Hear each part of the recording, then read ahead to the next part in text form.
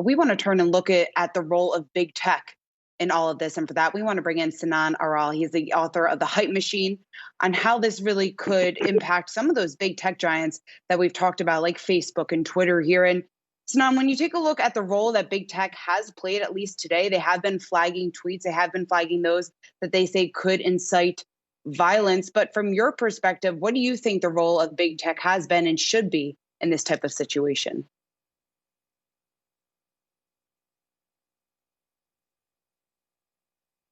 And it looks like you might be just unmute.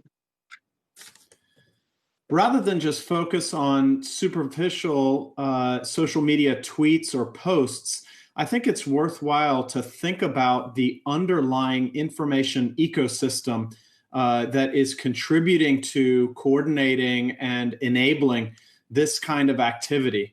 So people who study the riot process, people who understand deeply the concept of protest and the concept of violence erupting from riots and protests, understand that this does not happen without information. Information is necessary to motivate. Information is necessary to coordinate. Social proof that you see others in your community saying they will or are actually in the Capitol doing what you are thinking about doing, that others are supportive of what you're thinking about doing. All of this type of information is essential to this kind of outcome.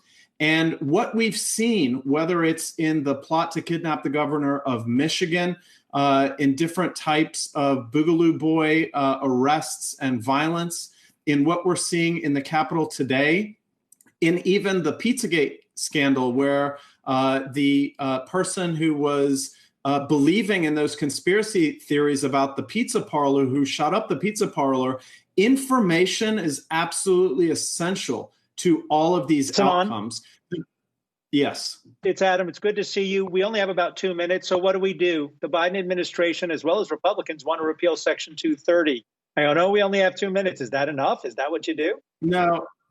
Repealing Section 230 will either cause social media to become a swamp if the social media companies decide not to moderate anything, or it will completely curtail speech if they decide to moderate everything.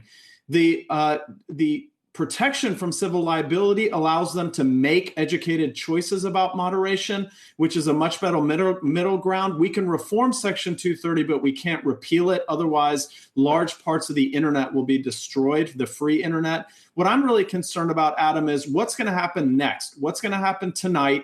What's going to happen in the next 2 weeks before the inauguration? And what is the information role in what happens tonight and the next 2 weeks? What's Facebook's role in stopping the coordination, the motivation, and the social proof? What's Twitter's role? How can we subvert sort of the information, motivation, and mobilization of this kind of violence? So now, real quick, we only have about a minute here, but just your biggest concern here between now and tomorrow morning. I know you're saying that the role of information and what that plays and what these big tech giants need to do, but what's your biggest concern right at this point? My biggest concern is that social media platforms, through private messaging, through public messaging, through shows of public support, will be used to motivate, coordinate, and mobilize further violence. And I think that there are ways that the platforms can curtail this. And I think that they have a responsibility to make sure that any information that is advocating violence, supporting violence, advocating the violent overthrow of the government, and so on, be stemmed. This is a content moderation decision. It is a flashpoint in actual physical violence. Someone was shot on the Capitol today. And I think they have a responsibility to play a role here. Sinan Aral is author of The Hype Machine. We appreciate you joining us here on Yahoo Finance Live.